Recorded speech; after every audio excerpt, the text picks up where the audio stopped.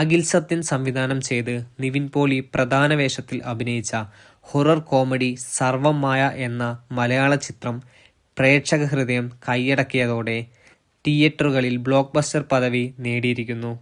2026 December 25 വലിയ സ്ക്രീനുകളിൽ എത്തിയ ചിത്രം മലയാള സിനിമയുടെ ചരിത്രത്തിലെ ഏറ്റവും കൂടുതൽ കളക്ഷൻ നേടിയ 8ാമത്തെ ചിത്രമായി മാറി. മൊത്തം 150.45 കോടി കളക്ഷൻ നേടി സർവം മായ തിയേറ്ററുകളിൽ ലൈഫ് ടൈം റൺ അവസാനിപ്പിച്ചു. നിവിൻ പോളി നായകനായ ചിത്രം കേരള ബോക്സ് ഓഫീസിൽ നിന്ന് 78 കോടി രൂപയിലധികം കളക്ഷൻ നേടിയതായി റിപ്പോർട്ടുണ്ട്. ഇന്ത്യയിലെ മറ്റ് ഭാഗങ്ങളിൽ നിന്ന് 11.75 കോടി രൂപ കളക്ഷൻ നേടി. അങ്ങനെ സർവം മായയുടെ മൊത്തം ആഭ്യന്തര കളക്ഷൻ ഇപ്പോൾ 89.75 കോടി രൂപയായി. നിവിൻ പോളി നായകനായ ചിത്രത്തിൻ്റെ വിദേശ ബോക്സ് ഓഫീസ് കളക്ഷൻ ഏകദേശം 60.7 കോടി രൂപയാണ്.